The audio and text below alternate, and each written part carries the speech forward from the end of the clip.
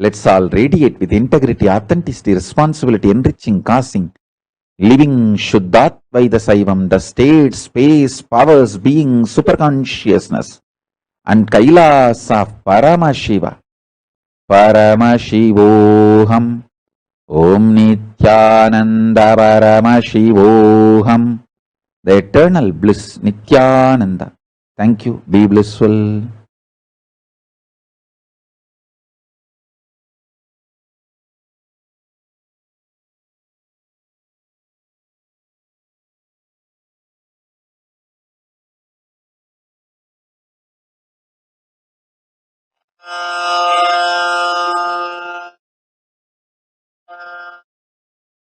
श्रीकैलासोन्नतद्वादशान्तः श्यामलापीठारूढ श्रीमीनाक्षि सुन्दरेश्वरा भिन्नस्वरूप परशिवपुत्ररत्न कुमार गुरुमण्यतुल्यावतार श्रीपार्वतीस्तन्यपानलब्धदिव्यज्ञान विश्रुतसकलनिगमागमसारभूत द्राविड वेद प्रवक्त्रे श्रीमत्परमशिवकरुणासमधिगत मुक्तामय चतुरश्रयान गीयमान छत्र चामर श्रीचिह्नकाहलादि समस्त बिरदावल्यलङ्कृत ज्ञान विज्ञान चक्रवर्ती सर्वजन संघ सद्यो निर्वाण दीक्षा व्ययापवर्गवर्ष विश्राण जीमूत परमत कलभ केसरी शैव सिद्धान्त स्थापनाचार्य श्रीराजाधिराज पाण्ड्य महाराज गुरु क्षपण शाक्यादि महान्धकार निवारण ज्ञान भानु वीक्षणानर्हार्हध्वजोच्छेदन पूर्वक श्रीमद्वृषभध्वजस्थापक शैव समय कर्त्रे सर्वज्ञपीठारूढ श्रीजगद्गुरु श्रीज्ञान संबंध देशिक स्वामी वागीश सुंदर माणिक्यवाचक स्वामिनाम् अवतारभूत श्रीज्ञान संबंध स्वामी पुनरुद्धृत श्यामलापीठ सर्वज्ञपीठ त्रिनवत्युत्तरद्विशततम गुरुमहासन्निधान अरुणगिरियोगीश्वर परम्परागत अरुणाचल सर्वज्ञपीठ गुरुमहासन्निधान कैलास परम्परागत काञ्ची कैलास सर्वज्ञपीठ त्रयस्त्रिंशदुत्तरद्विशततम गुरुमहासन्निधान नित्योत्सव नित्यमङ्गल नित्यकल्याण नित्यरजित कैलास परम्परागत आदि कैलास नित्यानंद पीठ महासंस्थान महासिंहासन पीठ कर्तः साक्षात् श्री परमशिव समुद्भूत कैलास परम्परागत वैवस्वत मनु इक्ष्वाकु हरिश्चन्द्र भगीरथ श्रीरामचन्द्र शूरसेन इत्यादि अनवच्छिन्न सार्वभौम चक्रवर्ति परम्परागत चतुष्षष्टि योगिनी मंडित चतुष्षष्टि संप्रदाय प्रवर्तक मनुधर्म शासन सूर्यवंश प्राप्त सर्वज्ञपीठ सुरांगी साम्राज्य मूर्धाभिषिक्त चूडामणे साक्षात् श्री परमशिव समुद्भूत कपिल महागुरु पुनरुद्धृत महानिर्वाणि पीठ अष्टोत्तर सहस्र श्री महामण्डलेश्वर साक्षात् श्री परमशिव सिंहासनाभिषिक्त समस्त गणनायक श्री महागणपति समारंभ अनवच्छिन्न पीठाधीश्वर गुरु परंपरा प्राप्त अटल पीठ अष्टोत्तर सहस्र श्री अटल पीठाधीश्वर धर्म मुक्ति स्वर्गपुर स्वर्ण पीठ त्रयोविंश गुरुमहासन्निधान कैलास परम्परागत आदिपीठ सर्वज्ञपीठ जगद्गुरो श्रीकैलास पुनरुद्धारक श्रीकैलास परमाचार्य श्रीमत्परमहंस परिव्राजकाचार्य वर्य सच्चिदानन्द प्रणव स्वरूप श्रोत्रिय ब्रह्मनिष्ठ श्रीमज्जगद्गुरु श्रील श्री भगवत् श्री नित्यानंद परमशिव श्री ज्ञान संबंध देशिक परमाचार्य स्वामिन् अत्रागत्य परिपाल्य च अस्मान् विज्ञान वितरणेन विजयी भव जय जय।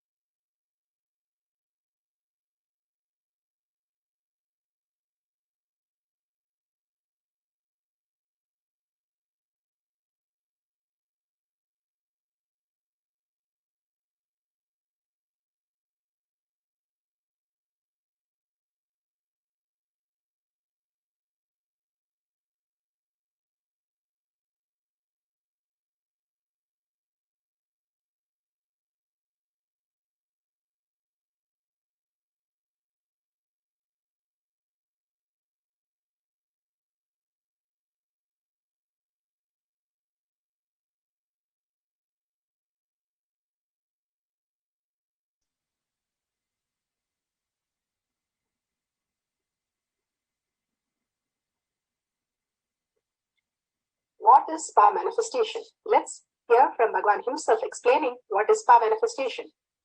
All the 25 states of consciousness, when they happen in you, due to your chemicals and hormones ups and downs, it is powerlessness.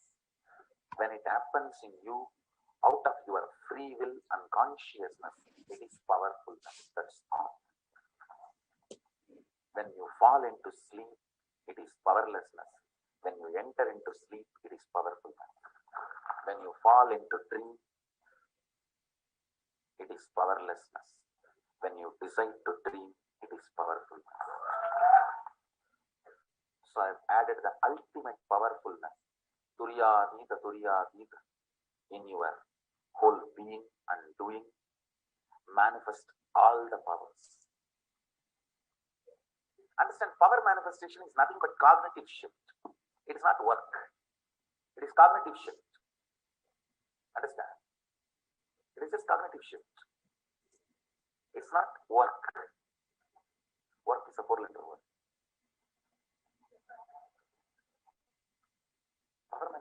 conversations, playing with life, playing with being alive.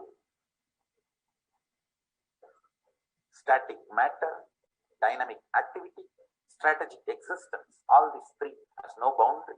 You are one with it. You are alive in everything.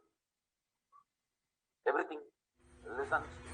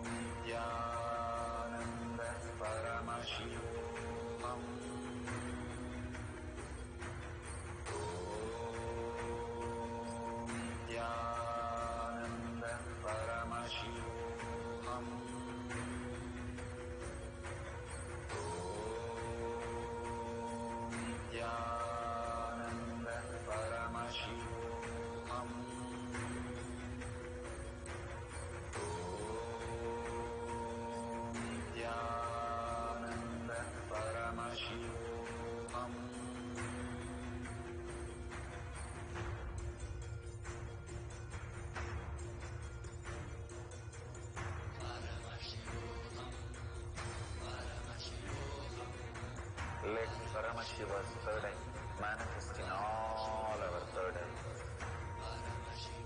Let the Amrita pour, let the Vani open up, manifest in all of us.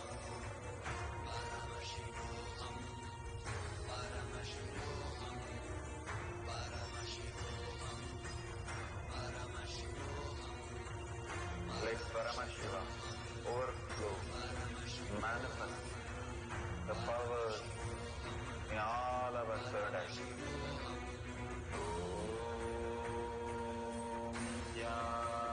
Nithyananda Paramashivam.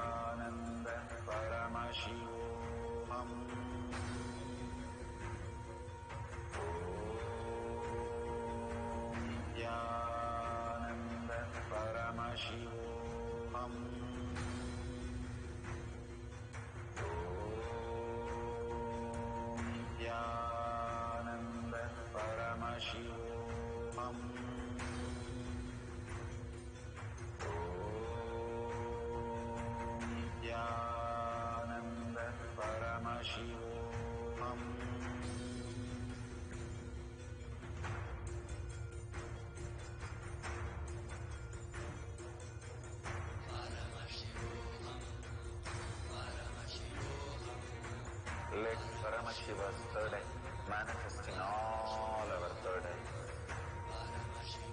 Let the Amrita pour, let the Varni open up, manifest in all of us.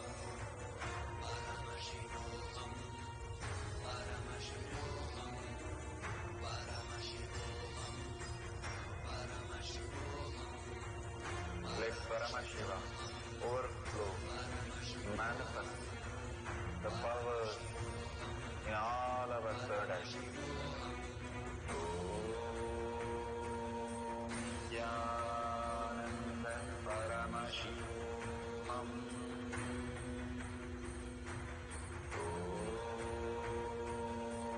Nithyananda Paramashivoham.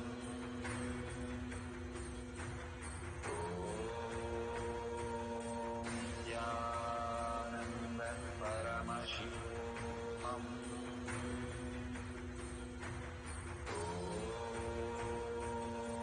Nithyananda Paramashivoham. Nithyananda Paramashivoham.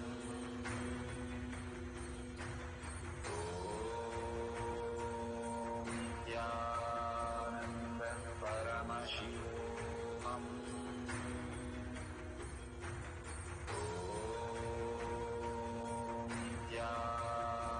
Nithyananda Paramashivoham.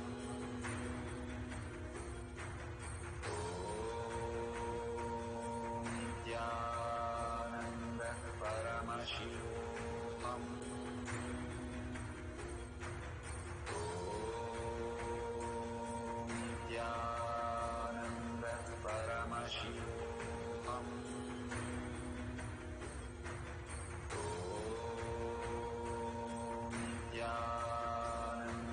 Nithyananda Paramashivoham.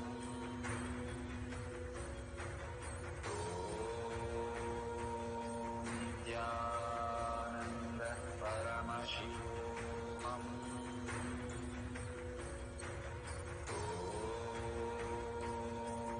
Nithyananda Paramashivoham.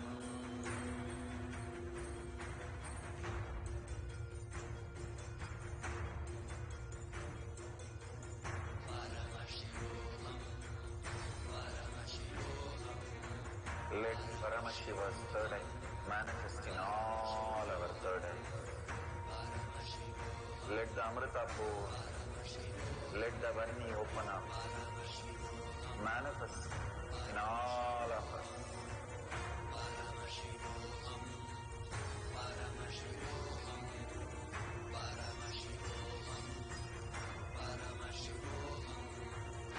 Let Paramashiva overflow, manifest the power in all our third eyes. Nithyananda Paramashivoham.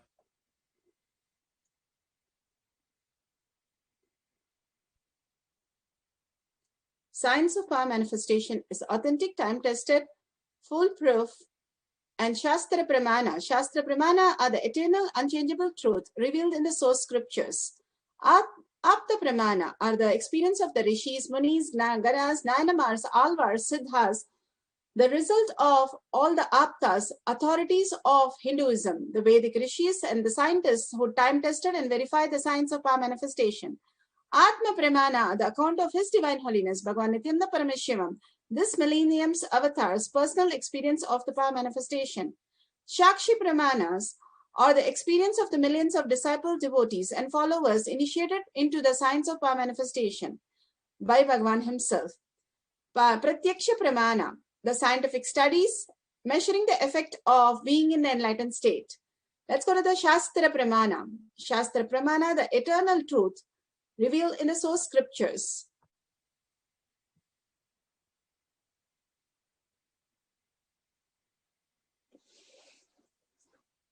From the Spanda Karika, section 3 of Vibhuti Spanda, Sutra 3.4 and 3.5. Yatha hi atto sputo drishta savadhane pichetasi bhuya sputataro bhati swabalodhyoga bhavitaha तथा यत्परमार्थेन येन यत्र यथा स्थितं तत्तथा बलमाक्रम्य न चिरात् सम्प्रवर्तते.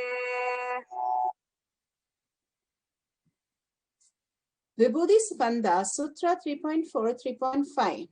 Bhagavan Paramashiva says, indeed, just as an object which is, in spite of all the attentiveness of the mind, is perceived and seen indistinctly at first, then appears and manifests more distinctly and clearly when observed with the strength of one's visual power. Bhagavan Paramashiva says how we can ferment on bliss. Simply the whole space will shift and start manifesting as all our reality. All the Lakshmis will shower on us.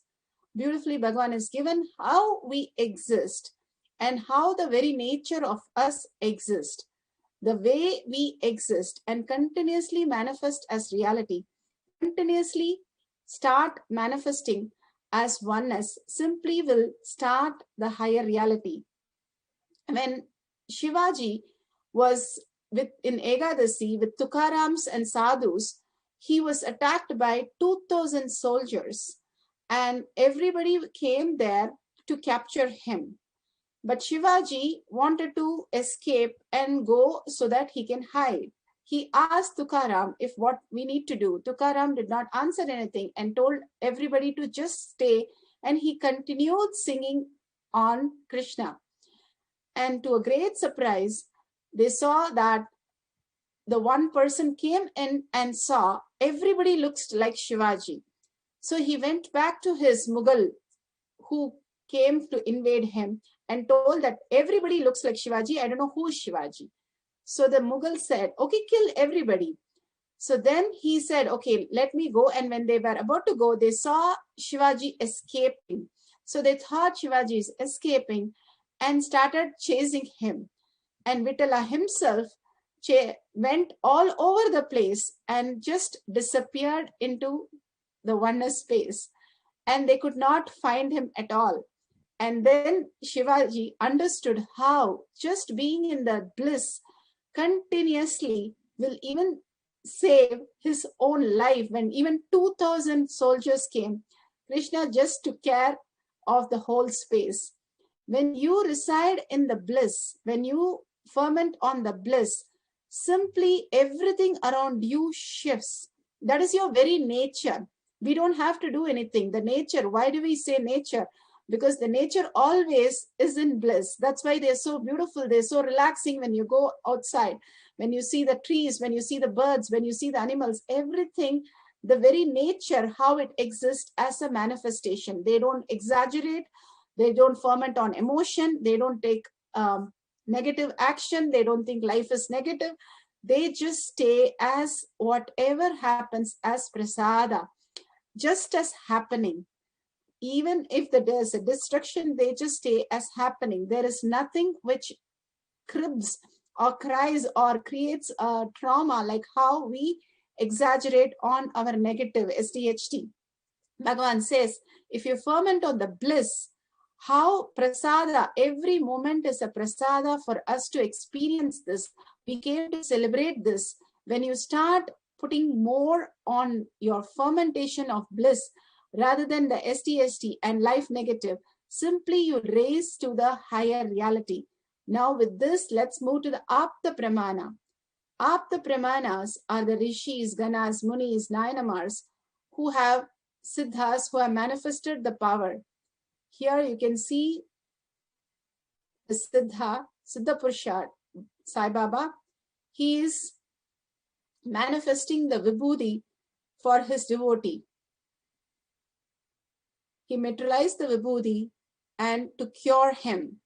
I had the blessed opportunity to accompany Swami on the rounds of visit of the patient. It was an inspiring experience to see how Swami blessed the patient and their families, giving them the prasada of Vibhuti, and spoke so sweetly, consoling and encouraging them and their family. such a beautiful space. Same way, Bhagavan is initiating here.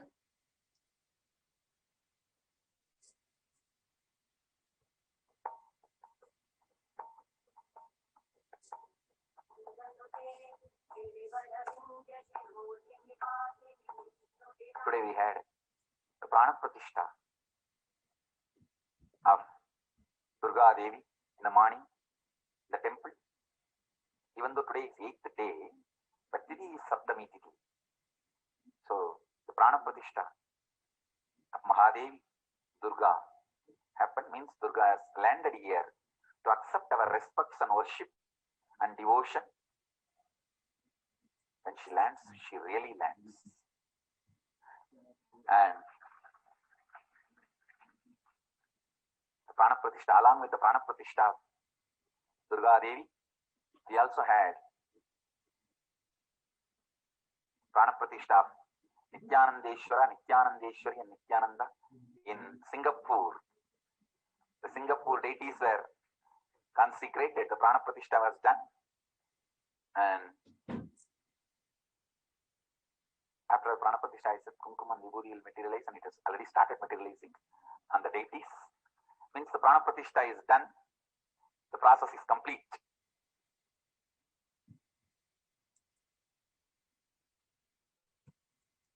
You can see how the Apta Pramana, Siddha, Baba materialized the Vibhuti for the patient, how Bhagavan did the Prana Pratishtha and the deities materialized the Kumkum, and how here millions of disciple, devotees, followers all around the world, the Shakshi Pramana materialized Jnananjan. All these Pramanas showcase that our possibility, when we ferment on the bliss, simply Paramashiva manifests all our reality. Again and again, he shows us the ultimate oneness by manifesting through us. Now let's go to the instruction. Let's wipe all the places clearly, making sure there is no Kumkum, Vibhuti or any Jnananjan or any other material, and make sure it's completely clean. Set up the camera. If you have Jnananjan, apply the Jnananjan on your third eye.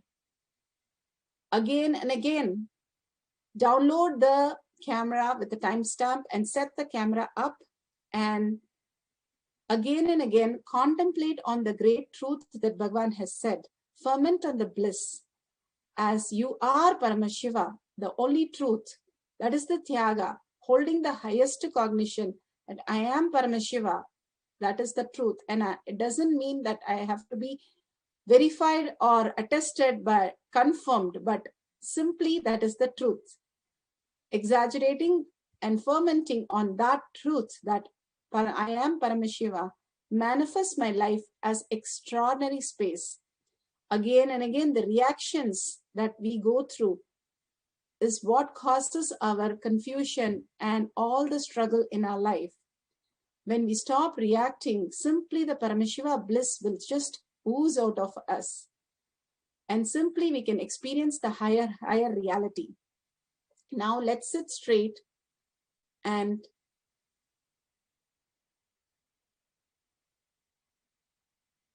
sit straight. Visualize Paramashiva in your third eye, absolutely unclutching, complete completion to experience the state and space of Paramashiva. Experience, go into that Bhava, the oneness with Paramashiva, when he had put a like or called your name or whatever, then you will be fermenting on bliss that you are Paramashiva, because the reflection of him is you. And start doing the Tyaga, the ultimate, that Paramashiva is my only space. I'm going to only be in the space of Paramashiva. Whatever my mind says, boredom, tiredness, sickness, whatever it is, for a few minutes, I'm going to get out of that SDHT. Whatever mind says is SDHT. Get out of that and be only in the bliss of being with Paramashiva. If you have an appointment with the president or prime minister, what kind of space you are,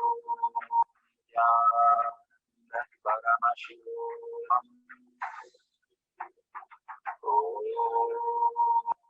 Jnana Paramashivoham.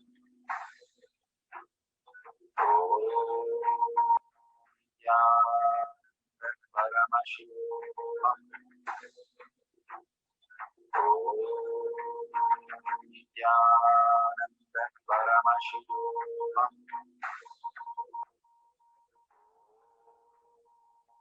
Nityananda Paramashivoham.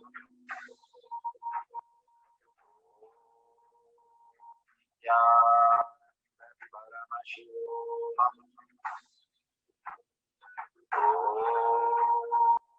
Nityananda Paramashivoham. Nityananda Paramashivoham.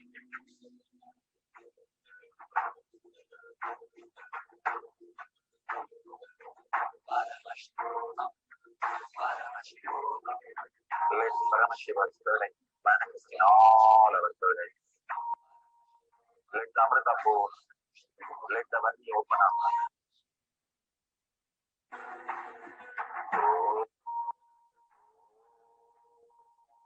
Jnana Paramashivoham.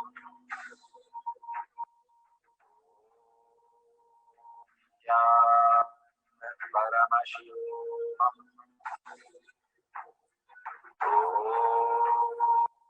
Jnana Paramashivoham.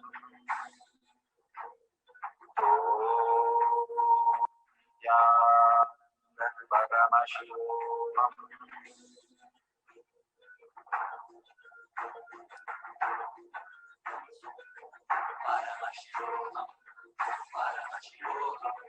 Let Paramashiva's burning in all our burdens. Let the Amrita pour. Let the Vati open up. Manifest in all of us.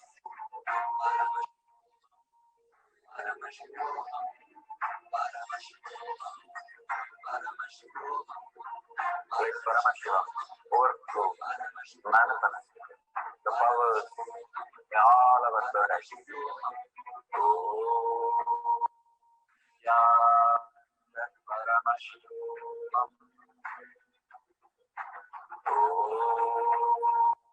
Jnana Paramashivoham.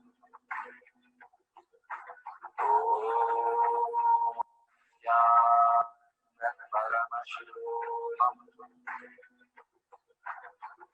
Paramashivoham. Jnana Paramashivoham.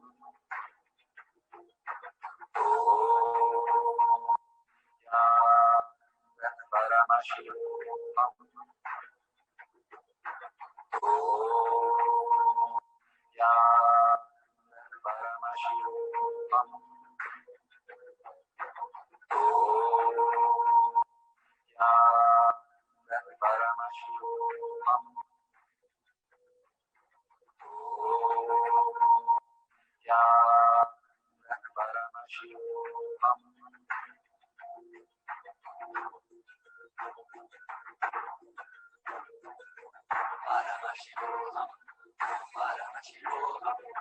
Let Paramashiva's burning manifest in all our burdens. Let Amrita pour. Let the Vati open up. All of us.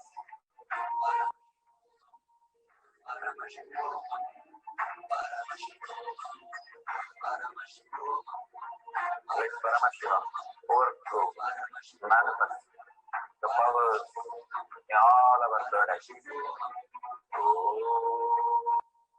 Jnana Paramashivoham.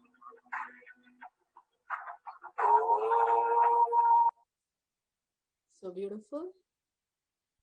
how much ever you're experienced, just take it as prasada. Take a screenshot of all the places. If you have deity, if you have, check your palms. If you have a cell phone, you can put the torchlight and on your palms and check if there are gold flakes, and check all the places for any dot, Jnananjan or sandalwood, turmeric, kumkum, vibhuti, whatever Bhagavan's prasada, just enjoy and celebrate that. Even if it is a speck, it's amazing how it manifested itself. For just a speck, they spend billions of dollars in NASA to see how they can transport the teleportation.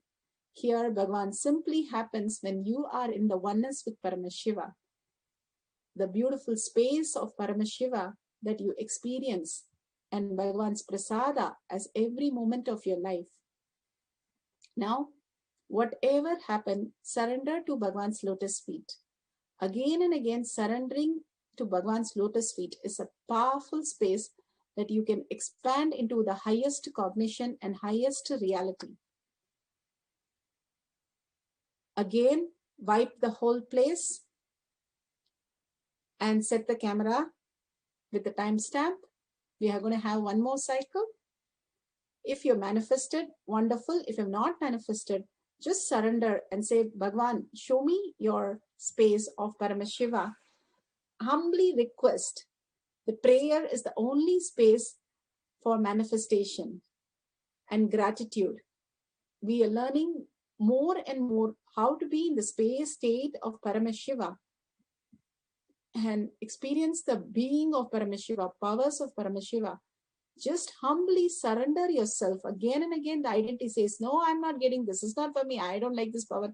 Never happens. Whatever the words the mind is giving is only SDHT. It is not you.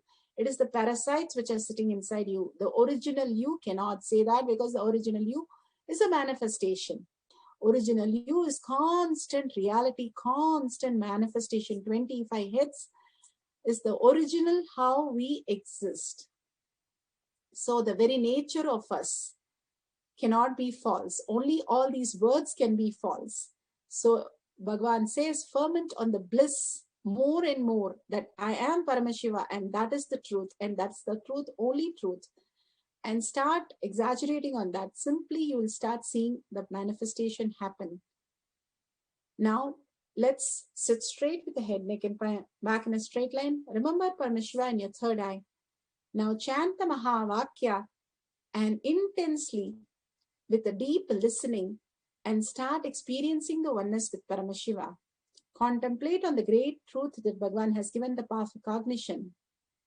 Start chanting.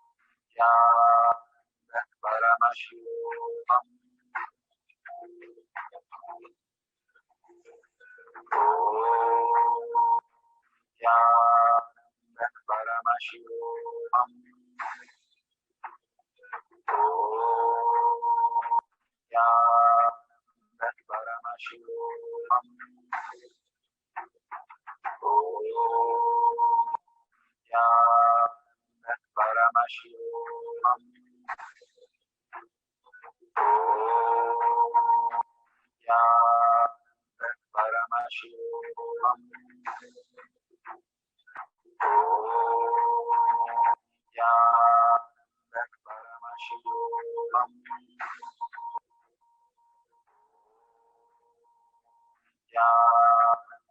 Paramashivoham.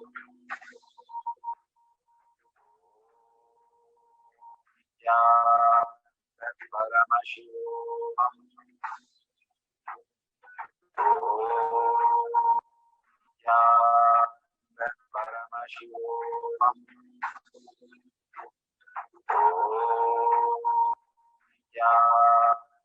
Paramashivoham.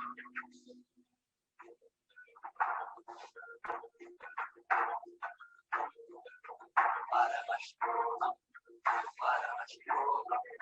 Let Paramashiva's third eye manifest in all our third eyes. Let the Amrita flow. Let the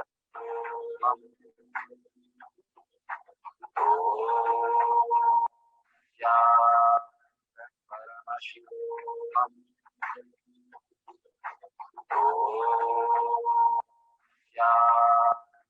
Paramashivoham.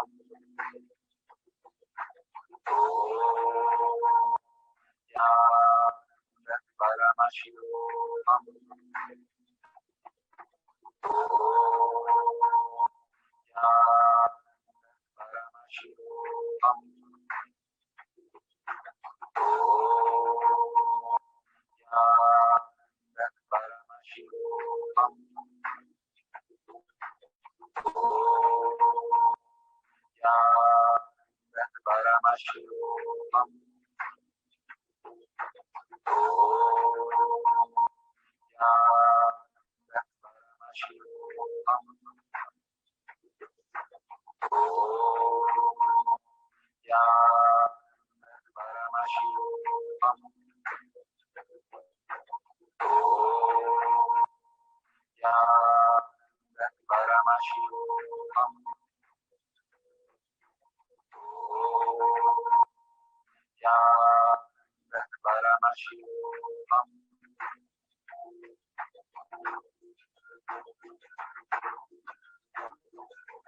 Paramashivoham.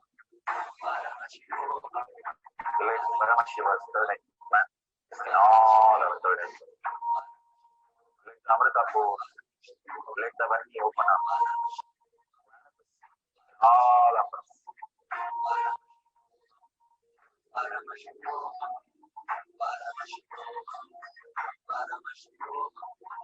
Let Paramashiva overflow, manifest the powers in all our third eyes.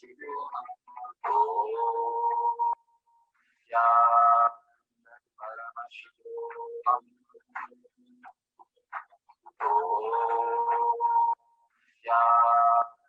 Paramashivoham.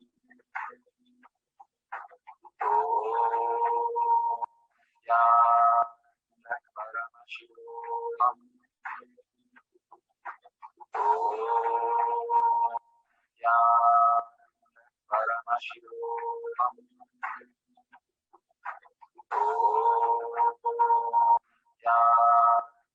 Paramashivoham.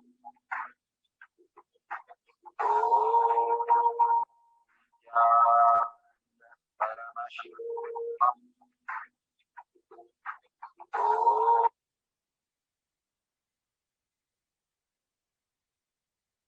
So beautiful. Make sure you take a picture now.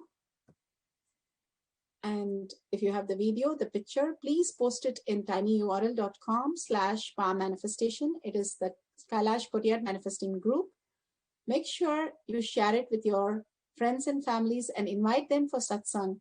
Every day, all these are the greatest gift that you're getting to raise yourself above all the confusion, all the chaos that we go through all through the day. Even few minutes of all these power manifestation can make a huge difference in all your decision in life. Surrender everything to Bhagavan's lotus feet, the power manifestation and the powerful cognition that you have received from Bhagavan. Thank Bhagavan every day of great manifestation that he is giving us and making us realize the higher reality, higher space we are, that I am Paramashiva.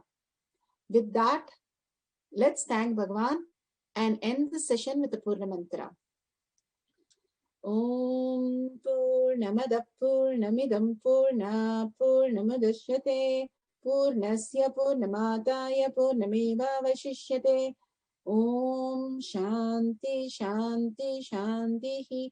Hari Om Tat Sat Sarvam Bhagavate Sri Nithyananda Paramashivam Padaka Arpanamastu. Om Nithyanandam. Thank you so much for participating. See you in the next Power Manifestation Kailash Kotiyar Manifesting Power session. Thank you, Nithyananda. Let Paramashiva's third eye manifest in all our third eyes. Let the Amrita pour, let the Varni open up, manifest